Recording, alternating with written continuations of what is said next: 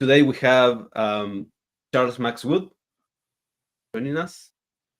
Hey, Chuck. Hey, Um, today I'm alone as a host.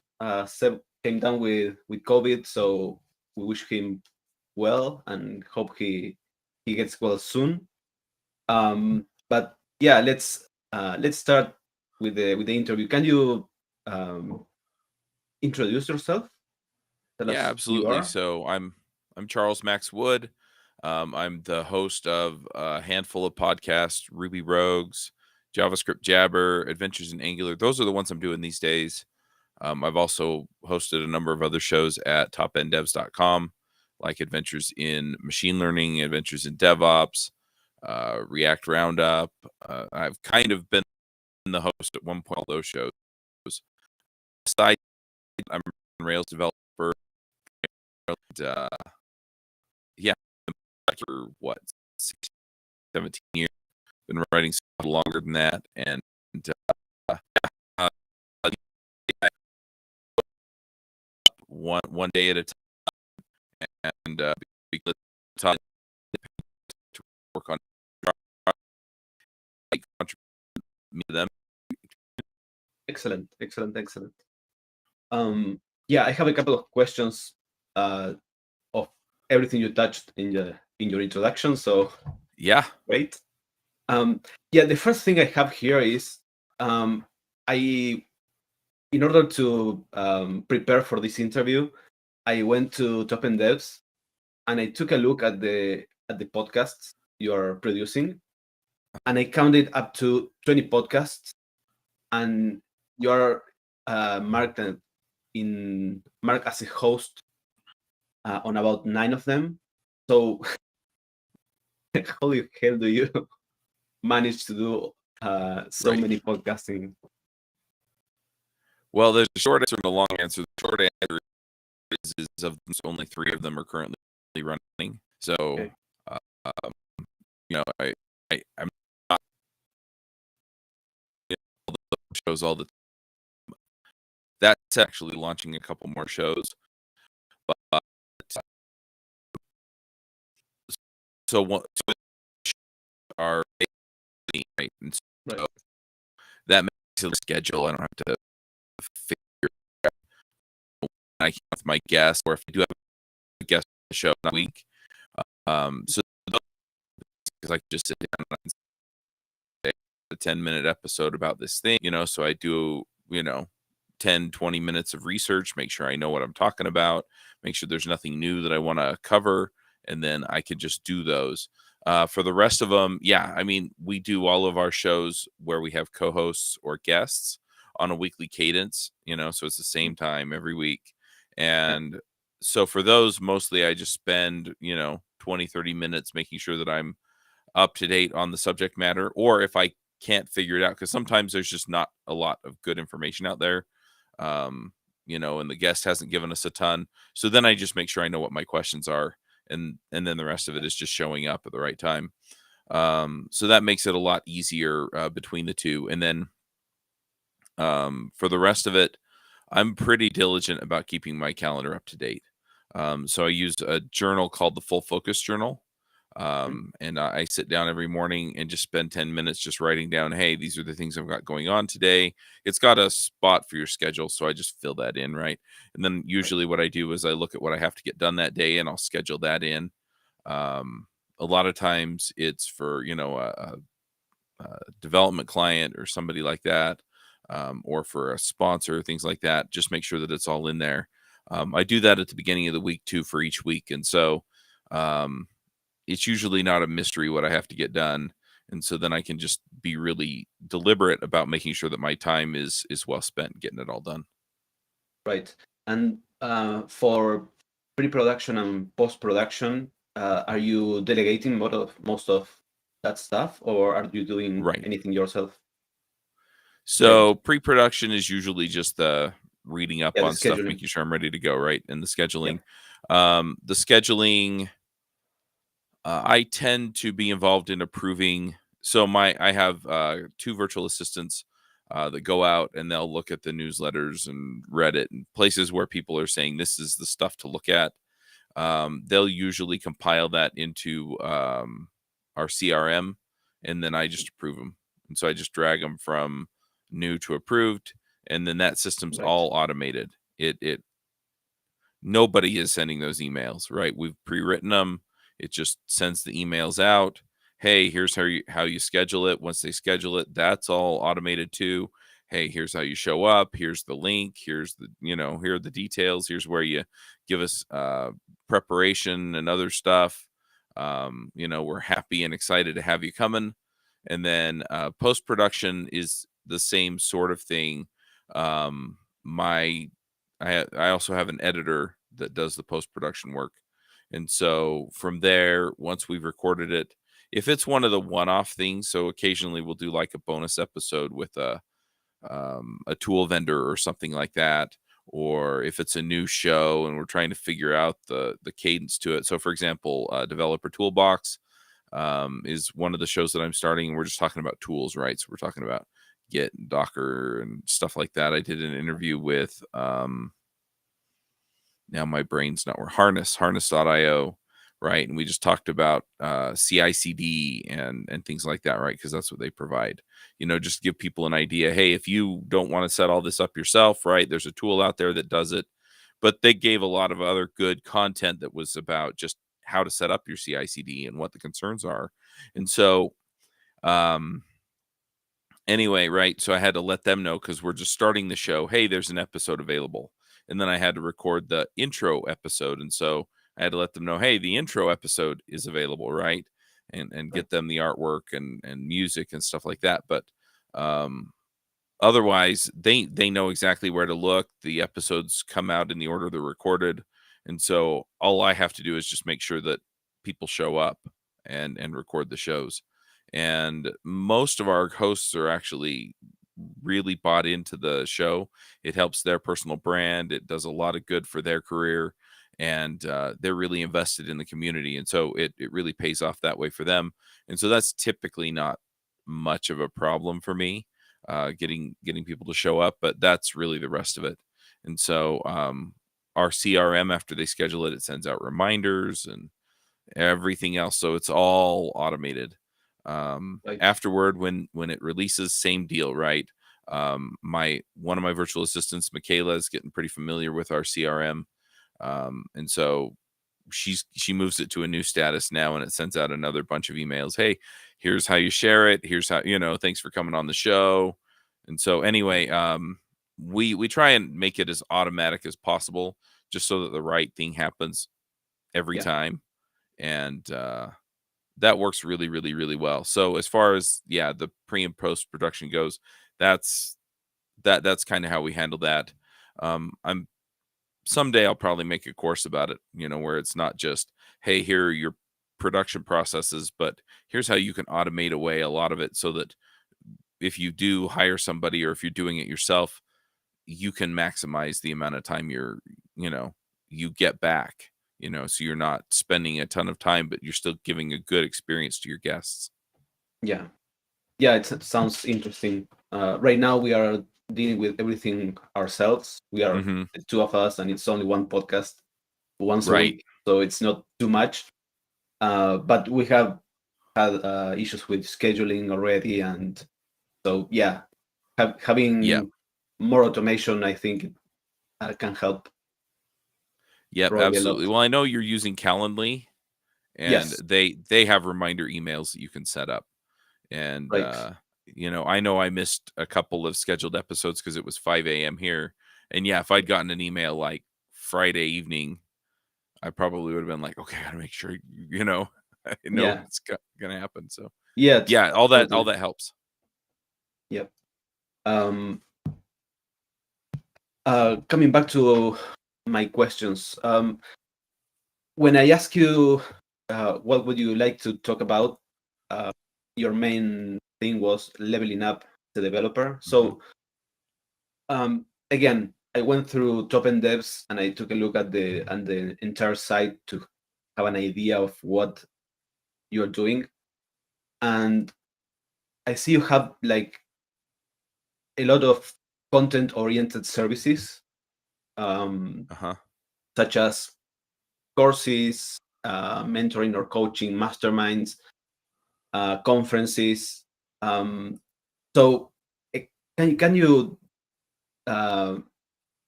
show me around the Yeah. process of becoming a top-end dev? And the other question right after that is, what does it mean for you to become a top-end dev? Right. So these all kind of tie together.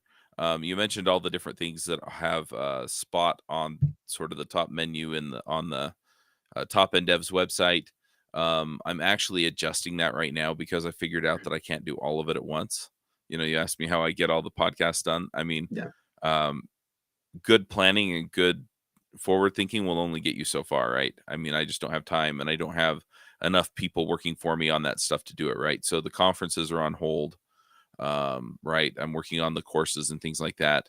But let me walk you through the process and then I can kind of explain how it all works. So I have 7 things that people need to do in order to become a top end dev.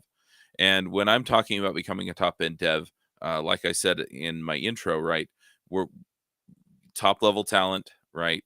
And by talent, what I really mean is that you've done the work to learn the skills, right? So top level skills.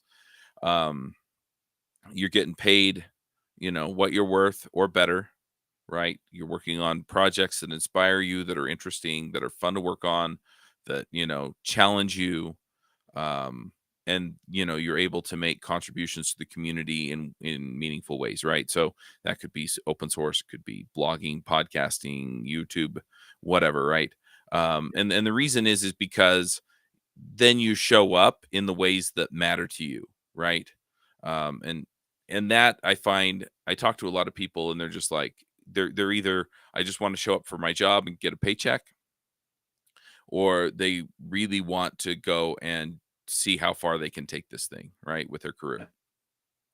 And for those people, a lot of times showing up to work and making huge contributions at work and being the hero just isn't enough, right?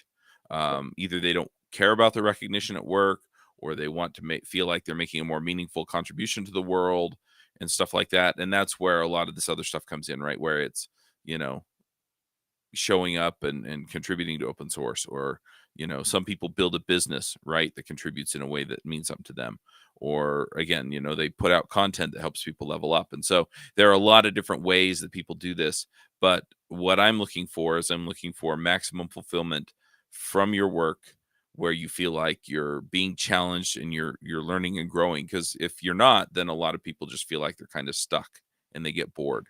Now, I also recognize that some people have life circumstances where they have to focus on other things.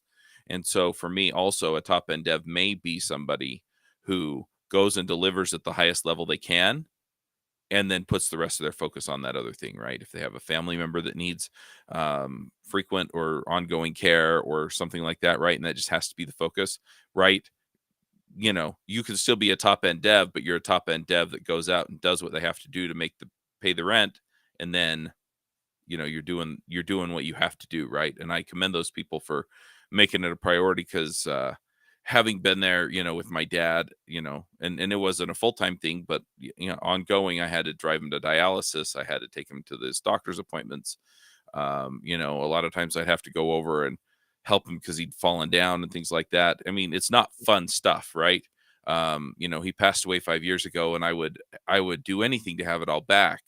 But Right. some people have more urgent ongoing stuff. So I just want to put that out there. That's what a top end dev is.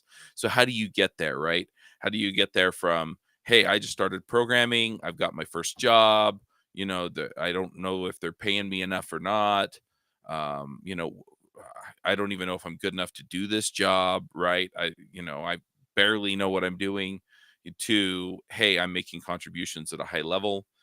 They're lucky to have me. They feel like they're lucky to have me. I'm getting paid, really, really well for my work. And I go out there and I'm able to be involved in the community in a way that makes sense, right? At the meetup groups or conferences or online. So the first thing that I tell people to do, and it's a really small thing, and you're welcome to chime in on this if you want, because I know you've done some things to this degree, but the first thing I tell people to do is just learn something new every day, right? And a lot of people are like, oh, well, I have to learn React. No. Okay, right? Or, I have to learn all of Rails. No, that's not one thing. That's a lot of things, right? But you can learn one new function, one method that's provided by Active Record in Ruby, right? One Yeah. new Git command, one new thing about Docker. You can learn to set up a Docker file, and the next time you can figure out how to stand it up, right? Yeah. And a lot of these things only take a few minutes to learn. But the thing is if you continually pick that up, right, you make these small improvements over time, it adds up. And the thing is that most of the people that I look up to, right, as programming experts, that's what they're doing, right? Now, some of them they'll do a whole bunch of things, once a week, right? They'll sit down Yeah. and they will hammer out, okay, I want to use this new library with the technology I'm already an expert in, right? And so they'll spend a bunch of time on it at once. But the idea is that you keep moving. And the thing is if you expand your horizons and your opportunities with something like Docker or Git or Visual Studio Code or the technology you use every day, like Ruby on Rails, what'll happen is you'll make these incremental improvements in how you deliver every day. And if you've read James Clear's Atomic Habits, he talks about this, where if you make a 1% improvement every day, at the end of a year, you've made a 37 times improvement. Yes. Right. And so it's a massive improvement. Yeah. Right? People talk about being a 10x developer. Well, what if you're a 37x developer? Right? And I don't Yeah. even know how you With measure that, to minimal be honest, with but minimal effort. right. You just showed Yeah. up every day. And so that's the first thing, is just picking that up and learning something new every day. And then related to Yeah. that, number 2 is that you commit code every day. So Right. whatever you learned, you apply. Yeah. Yeah. Regarding the first one, I at one point in my career, I made a point of learning something new about Emacs every day. I was starting with Emacs, and yeah, it really amounts to a lot when you, as you say, when you show up every day, you start feeling like a native Right.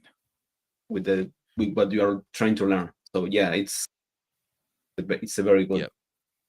Well, and a lot of it you wind up using without really thinking about it, right? It's like Yeah. I had to think about it the first handful of times I used the key combo for Emacs, Yeah. but then after a while, I don't even think about it, right? I have the Emacs key bindings installed on VS Code because I was using Emacs before VS Code. Yeah. And yeah, I don't even think about it. And a lot of the key commands I use for VS Code are Emacs commands. And it's just because I naturally reach for that and get what I want. Yeah. Yeah. So the second you said was Commit code every day. commit code. Yes. Right. So if you're learning a new Git command, then yes, set up a repo and practice it, right? If you're learning Docker, commit your Docker file or your Docker Compose file or whatever you're doing, right? If you're learning something with Rails, hopefully you have a side project. That's not one of my points, but it's something that I highly encourage, right? So then you can go and you can apply whatever you're learning to your side project. Yeah. Yeah. Excellent. That's Yeah. that's like a way to cement the knowledge, to Yep. show that you have shown up every day. Yep. The third one is, so now we're getting into weekly stuff, right? So the third one, I encourage people to go meet somebody new every day or every week, sorry, out there in the community, right? It could be a 5-minute conversation over Zoom. You could have a back and forth. I encourage it to be face to face as much as you can, Yeah. right? So it could be somebody local in your community and you go get coffee or lunch or something. But what I found is that opens up way more opportunities and possibilities for you than almost anything else. Is just meeting people, just knowing people out there. In today's climate, I'm seeing a lot of people get laid off, and most people who are finding other jobs is because they know people. Yeah. Yeah, and that was kind of the idea behind doing a podcast for us. Having a conversation with someone new. I already had all the conversations with people I didn't know. They've been extremely valuable, and yeah, Yep. it's incredible. Yeah, and that's how I do it too, is through the podcast, right? Right. Between the 3 podcasts, I'm almost always talking to 2, maybe 3 people that I've never met before. Yeah, And and my big fear with starting a podcast was actually meeting new people. My idea was, okay, just save on myself and let's try to do something together. And when we had the first guest, I said, okay, now we need guests yeah, because it changes everything. Yeah. it does. It changes everything. Now, I'm working from the place where I have this methodology for becoming a top end dev, right? And so I'll bring guests on when they can cover an area more better than I can. But a lot of times I have a message to put out, and that's why I'm starting to put out podcasts where it's just me talking. But that's a different thing. That's getting into contributing to the community, which is the next thing in the list. But yeah, doing the guest podcast, it just opens up all kinds of opportunities. And if I ever need anything from folks, they're more than happy to help me out. And it's not Yeah. because I have any kind of celebrity or cachet. It's because we've talked for an hour and we feel like we know and like each other. Yeah. You generate rapport, which is Hmm. the Yep. most incredible thing. Yeah. Yep. Absolutely. So the fourth thing is making a contribution every week. I usually encourage this to be some form of content. If you want to do open source or something like that, you can. But Mhm. the content, what it does is it forces you to formulate your thoughts in a meaningful way and put it out there so people can connect with you about your ideas. And so, a blog, podcast, or YouTube channel is usually the way to go. I discourage the blog. I think podcasting and YouTube are it's easier to reach people with those media. People feel like they get to know you better because they get to hear your voice and sometimes see your face. Yeah. And the other benefit to that is that it really does force you to sit down and think about what you want to say and how you want to say it. And then you're able to share it with other people. Right. Yeah. Yeah. Totally. I have nothing to add there. Cool. Well, I'll just move on to number 5. Number 5 is that you need to go to a conference of some kind on a regular basis, right? So I'm Okay. usually encouraging people every 6 months. You don't have to go physically, right? Because a lot of people, there's just nothing that you can really travel to easily, right? But there are a Yeah. lot of people putting on summits or workshops that you can go join, and so you should be doing that every 6 months. And take the opportunity in the chat or wherever they've got stuff to be doing your meet somebody new every week, right? So reach out to people that are talking about interesting stuff and saying, "Hey, I'd love to chat with you after the conference," right? Just in a private channel. You can set up a Calendly link or something like that. Yeah. I think iCal.com or calendar.com. I can't remember, but there are a couple of free ones out there that you can use Yeah. without getting too fancy. Cal.com. I think there's that one. Cal.com, that's the one. Cal.com. Yeah. Calendly has a free tier. Yeah. And yeah, there are others. Yeah. So that's one. And related to that, the other one is be at a meetup every month. And again, a lot of areas don't have meetups. This used to not be the case. So about 3 or 4 years ago, before COVID, I would coach people and I'd be like, you need to be going to a meetup. And they'd be like, there isn't one near me. And we'd look on meetup.com and I would find every single time, I'd find one that they could drive to Right. or, catch a bus to. That's not the case anymore. A lot of them aren't running anymore after COVID. But there are some that do their meetups online that you can join, and I'm working on pulling something together for people that don't have a local meetup. And part of the deal is if you join my online meetups, is I am going to give you the blueprint for starting your own local meetup because I think it's that important. And so if you're showing up every month and meeting people and talking to people, that's part of it. And then learning what people are working on now and seeing what kind of the state of the art is as people talk to other people about technology, you're going to learn a ton. So that's 5 and 6, and I got them in reverse order. It's the meetup and then the conference, but those are just so critical to staying current and staying connected. And if you're not doing it, then what happens is you wind up falling behind on things. You just don't get that, reading blogs or listening to podcasts as much, right?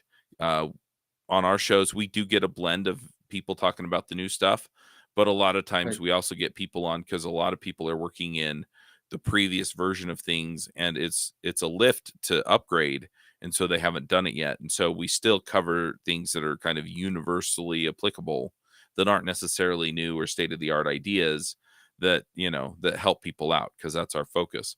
But at the conferences, they're almost always focused on the new stuff, Right. the things that people ought to be learning to stay ahead and things like that. So that's where I recommend that you're doing that, and the same with the meetups.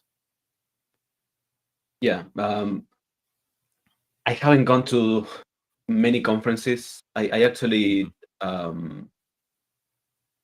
organized one online and attended a couple of others. And yeah, meeting people there, Mhm.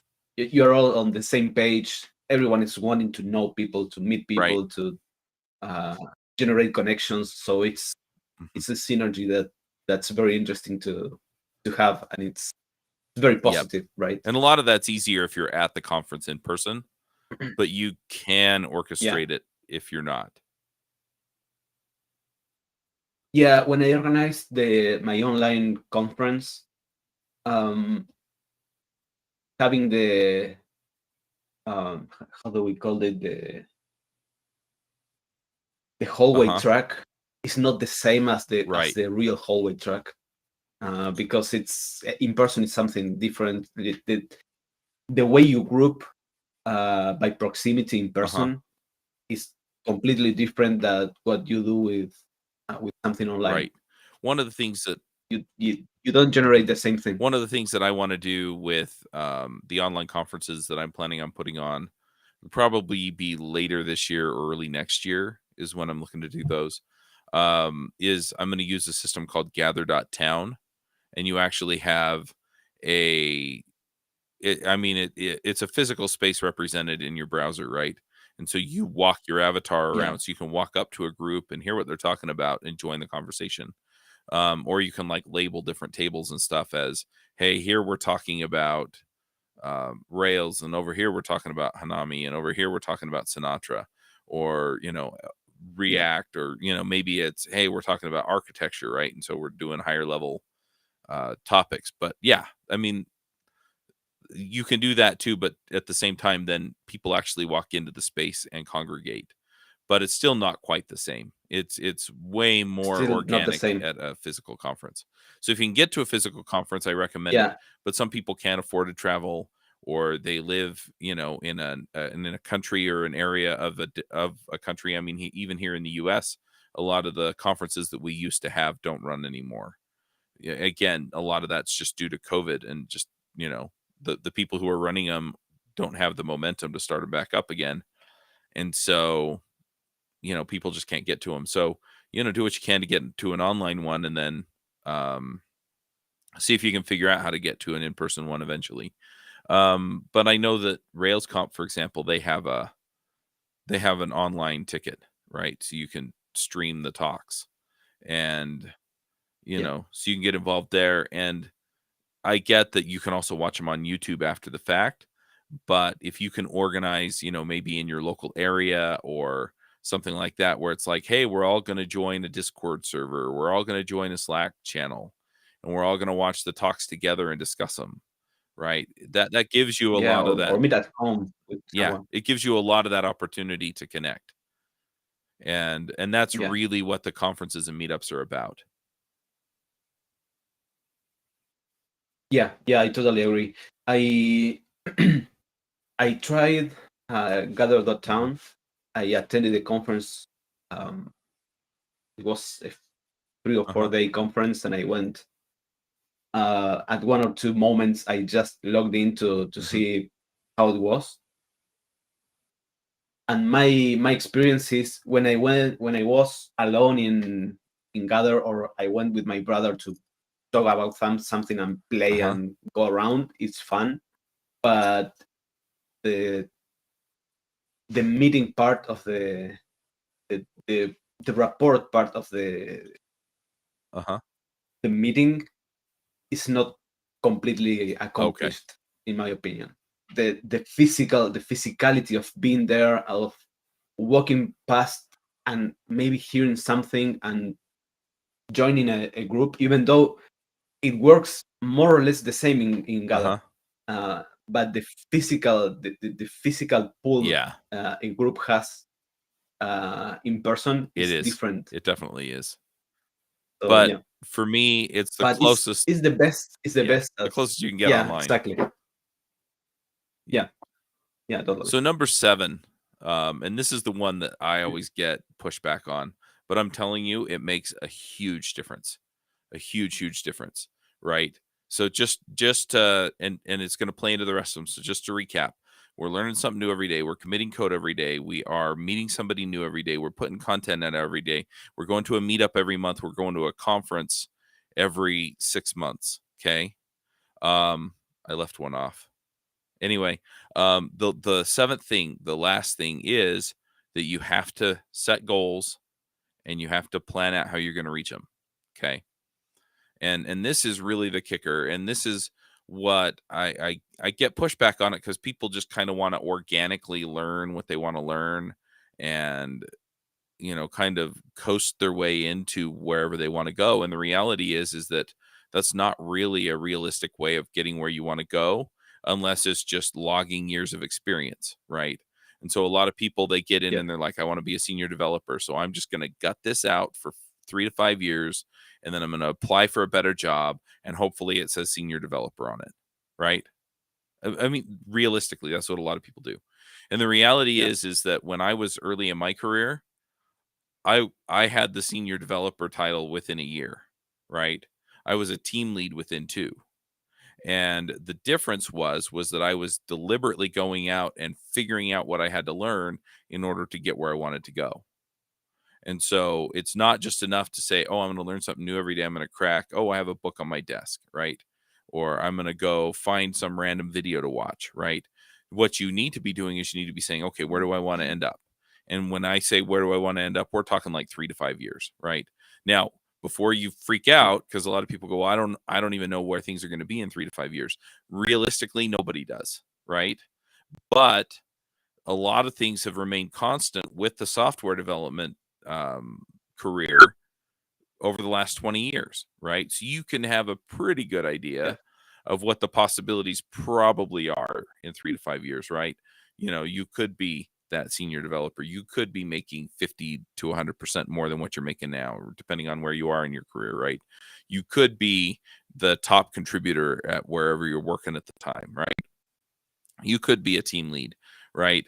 And so you look at it and you say, okay, where can my career track go and where can I end up in 3 to 5 years? And then the thing is that if you figure out, so a lot of people are like, I want to be speaking at conferences, right? And then they figure out that speaking at conferences not just terrifies them, but it actually ruins their day, right? And so it's like, you know what? I can't, I either have to figure out how to get over my nerves or not be a speaker. So change it, right? Change your 3 to 5 year plan, because it's not set in stone. But the other thing is that anything you pick up while you're doing that is going to be stuff you can use when you change tracks. Almost all those skills transfer to some degree. Maybe you want to be the biggest badass, Ruby developer or React developer out there, right? Okay, well, then you just need to start nailing down the fundamentals, and then start nailing down the things that are built on the fundamentals, and then nailing down the stuff after that, and then get to the point where you can read the source code for React, right? Now you're starting to see a plan formulate, right? It's like, I know the steps, right? Now, some of these might take me years, right?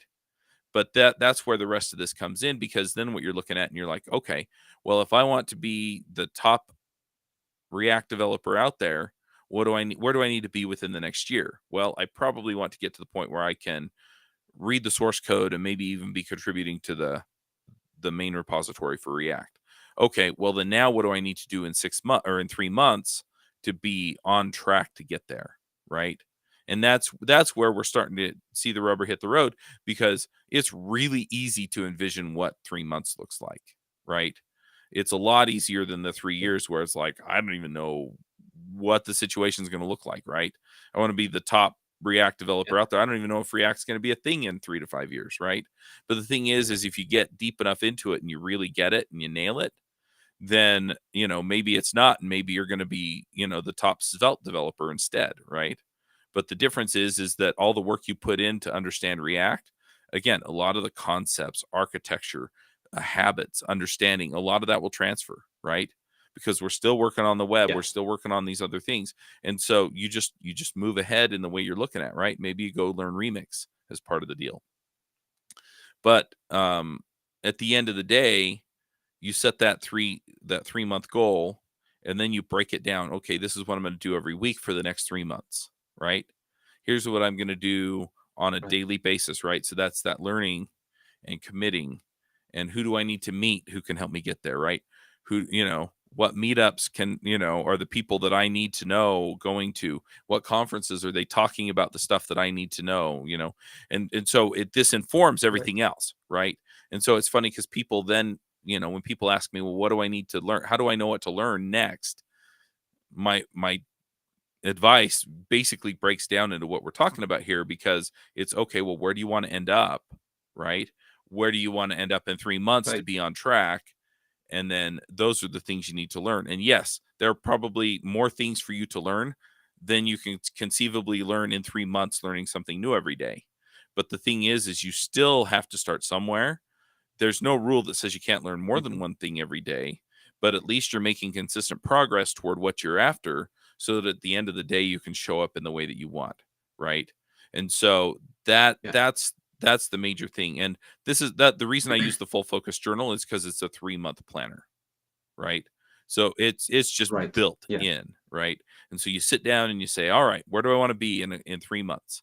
And you fill it in, right? And so, it takes me a couple hours every 3 months to, you know, to fill in the first part of the planner and know where I'm trying to get to, right? But then every week I sit down and, okay, I know the plan, I know what I'm trying to get to, I know why I'm doing the stuff that I'm doing, I know why I'm learning the stuff that I'm learning. What am I doing this week, right? And then every morning, all right, I know the plan, I know where I'm headed, I know what I'm doing, here's what I'm doing today, right? And that's how that all comes together, so that all of these other pieces that we're putting into place, as far as, contributing to the community, what am I blogging or YouTubing about, that helps me clarify my thinking about these ideas, helps other people get ahead. Who am I meeting? What am I learning? What am I committing code on? All of these things come together to really formulate around getting you to that place you want to go. And ultimately, at the end of the day, it should be a place that gets you excited and fulfilled and excited to be doing what you want to do. And if you do this, over a year or 2 or 3, just imagine how much progress you can make to where you start showing up as one of the top people in the field. And it's not because you're any smarter or better or because you have more experience than anyone else. It's literally because you have connected all the dots and you're doing things that other people aren't doing to get you there. And that's, Right. when I talk about top end devs, a lot of times I'm saying, top 1% or top 5%. Well, the top 1% and the top 5% aren't special people. They're people who are doing things that the other 95, 99% of people aren't doing, right? And so if you're just Yeah. showing up and getting it done, that's what's going to connect, and that's what's going to get you to level up. The other thing is that, if I can see that you're doing these kinds of things right, I go look at your GitHub and it's like, oh man, they contribute to, they're committing code every day on stuff that I care about, right? They have a side project maybe that's relevant or something like that, right? I can see them blogging and podcasting. um, it gets really easy for me to validate that you're the kind of person I want to hire, because you're the kind of person that is going to show up and elevate my organization, right? And so those are the kinds of things that Yeah. really count, if that's your goal, right? If you want to be speaking, it's the same thing, right? The podcasts have opened up all kinds of opportunities for me. And really what it is because people get used to hearing my voice, they get used to knowing they have an idea of what I know. And so when I tell them I want to come talk about it or I want to come work for them and use it, that's where it comes in and shows up.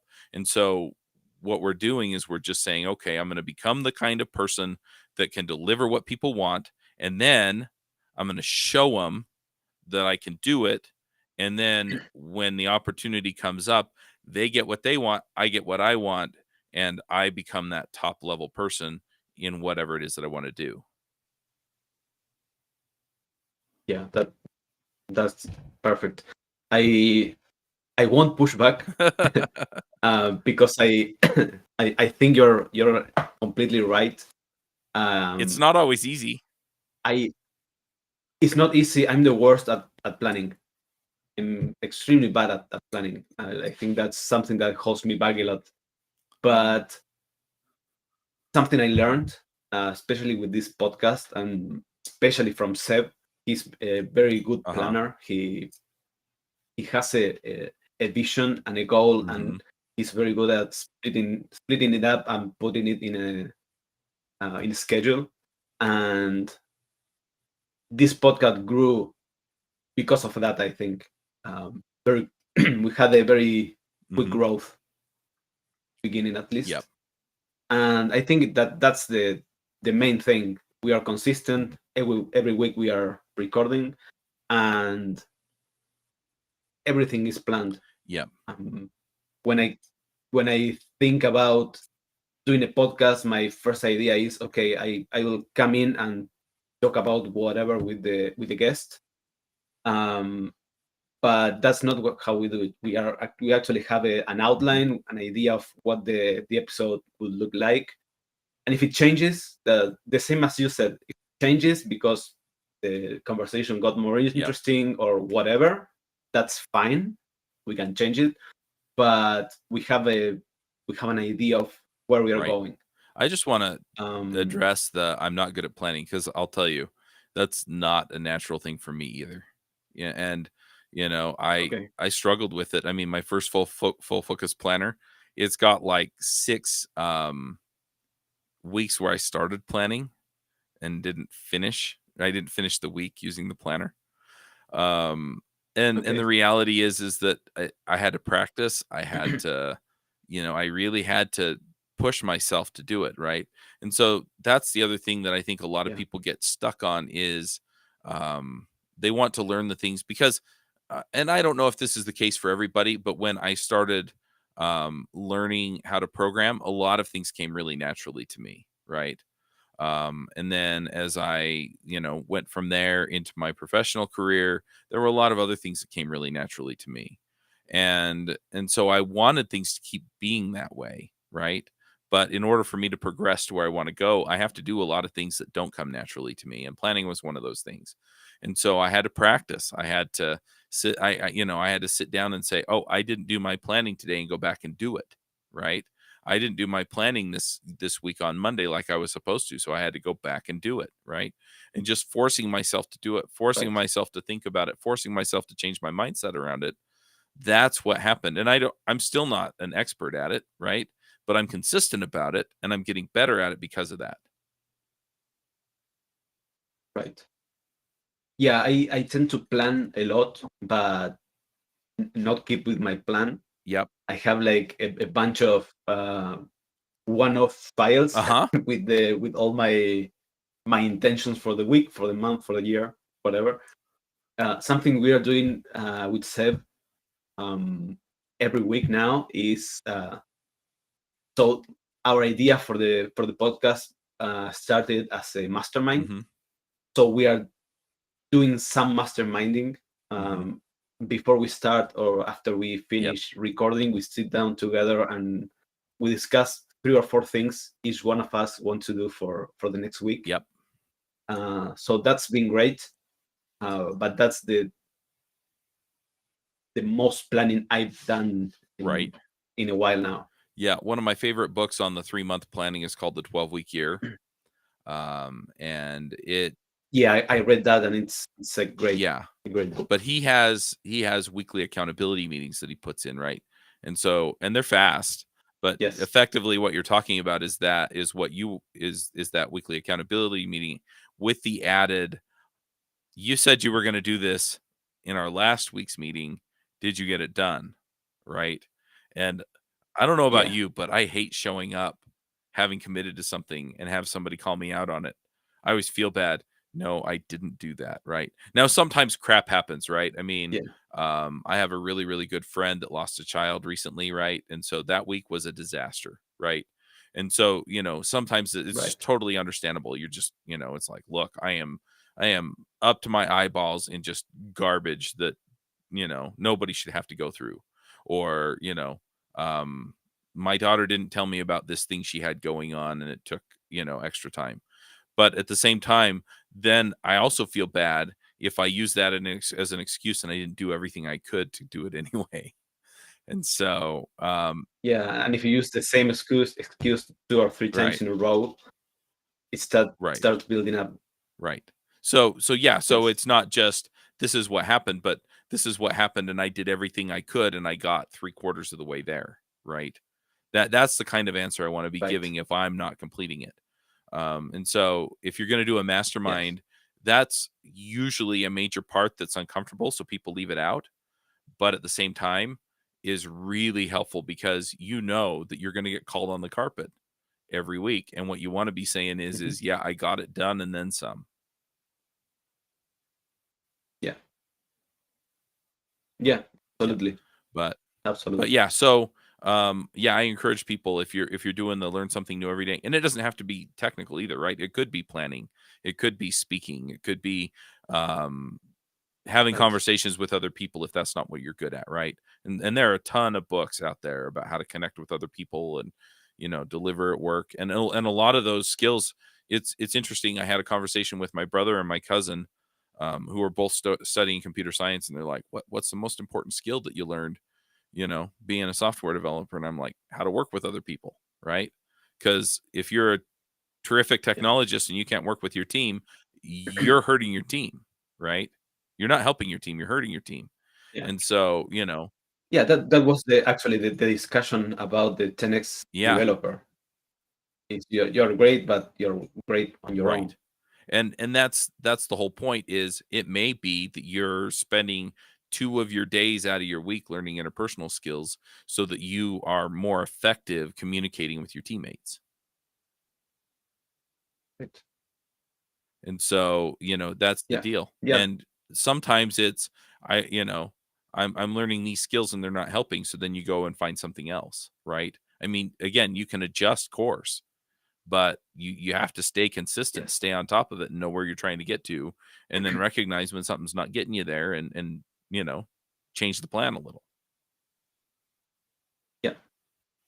Yeah. Absolutely. Absolutely. Um, well, we are uh, running out of Yeah. time, so it's been great. I still have a couple of questions Yeah, go for it. to ask you, but I won't go too much, so we don't spend too much time. Um, let me regroup because it was a very interesting talk, and I haven't looked at the questions for a while now. Um, yeah, one of my questions was how do you manage to still get up to date with all the knowledge, being that you have all those things going on, Right. right? Um, what's your strategy for keeping up to date? So, I mean, a lot of it we've already talked about, right? Just with the planning and the Yeah. learning something new every day. To be honest, on some of the shows, like I'm not completely completely up to date with like Angular, right? And I co-host the Angular show. It's mostly because up until recently we didn't have a consistent set of people showing up, and I could Mhm. push the guests and and ask enough of the right questions to provide meaningful content for Angular developers, right? It's just at the end of and I could go Yeah. read the what was out there. I just didn't have the experience to back it up. And so that's part of it. Um the other thing is that a lot of it just comes down to fundamentals and the fact that I've been doing this for so long that I can often just look at something and know whether or not it's something that I need to be staying up on. So Right. as far as that goes, that's one thing. Um but yeah, mostly it's just learning something new every day. So if I know that we're going to be talking about a topic for a show that I'm going to be on, um, you know, I I do the learn something new every day, but at that point, it's typically prep for a podcast, and so it's going to be a little deeper than just picking Yeah. up some new practice or some new technology or something like that, or some piece of some new technology. And so, yeah, I just make sure that I'm doing that. Uh, but the other thing is, and maybe I'll just throw this out there. One of the ways that I stay current on the stuff that I really know that I need to is I use a program called Feedly online, and most blogs, every podcast, um, they also work with YouTube channels. You can subscribe on there, and then what it does is it pulls all that stuff in is every time somebody adds a piece of content out there, and then you can just and then I just browse through it. Right? I don't even know what that is. I'm going to go check it out. Right. Or Yeah. hey, this looks interesting, or hey, this looks like an interesting spin on something that I've been using, or whatever, or Yeah. somebody will recommend something at work, and so I'll go check it out. Or I mean, there are all kinds of places where I get stuff from, but yeah, typically I'm working off of Feedly if I'm looking at content. And I'm pretty quick to abandon something, right? If I go into a blog post and I Yeah. read, I usually try and give it a fair shake. So I'll usually read, 4, 5, 6 paragraphs in. But if it's not something that's going to help move me ahead toward my goals, then I'll back out, right? Or if it's not going to teach me Yeah. something new about the way I write code, I'm gonna, I'll go find something else to learn from. But a lot of times there's some really solid stuff that comes through. The other place that I go to is places where people are curating it for me. So that's like Reddit, for example. If you get on a Ruby Reddit or a JavaScript Reddit, the stuff that gets upvoted a Yeah. bunch is usually pretty good stuff. Not always relevant to me, but usually it is. And then the newsletters also, people curate a lot of content out there. And so then I don't have to sort through as much stuff, right? Because usually they've picked out the stuff that's new, interesting, relevant, top of mind stuff. Right. Um, Yeah. and some days I don't have a ton of time to do that. Some days I don't have any time to do it. And some days I'll spend an hour sitting down and seeing what's out there. And sometimes I'm just reading the headlines and Right. going, there's a lot of stuff out there about this particular topic right now. And so then I'll go do a little bit of research, read some of those articles, and figure out what's out there on my own. Um, but Yeah. um, yeah, I mean, beyond the 10, 15 minutes that I plan into my day every day to learn something new, yeah, sometimes I just don't get much beyond that. And then other days I do have the time, and so Right. I can sit down and I can go, okay, what's out there? But then the other thing is I have the ulterior motive of, hey, this is out there, let's do a show on it. Right. And so then I'll invite them to come on the podcast. And that's another way to level it up too, is because then I get the person who's building it or somebody who spent a ton of time with it coming on and kind of giving me the TLDR on a lot of it. Yeah. It's a great way to go Yep. deep without studying Mhm. too much. Are you still doing development work? Yeah. So, I think you said you are. yeah. So I have a client right now, writing Ruby on Rails for. Incidentally, the contract actually ends on Thursday. So I'm looking at the next thing. I'm also ramping up. We have a book club on Top End Devs.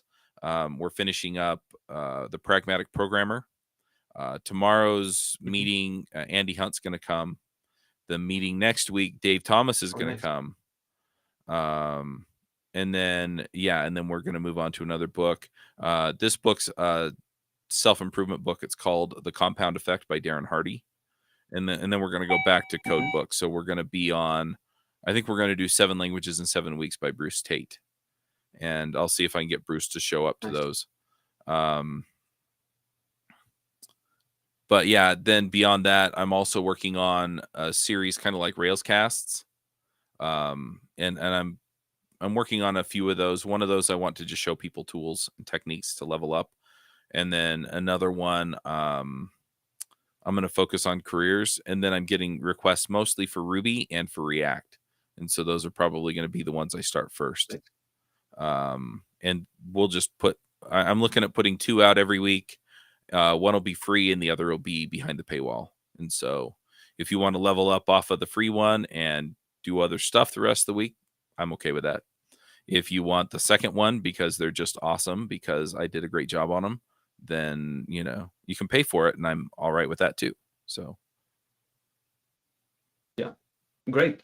Feel free to send me a link to all of that, and I'll include it in the show notes.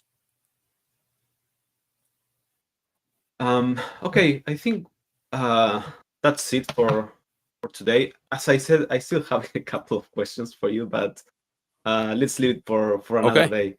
I'd really like to sit down with you and talk about podcasting and especially sponsors, because that's a topic I need to learn about. But yeah, let's set up another episode. Sounds good. Thank you very much for being here, and I hope to see you soon again. Yeah, you too. Bye.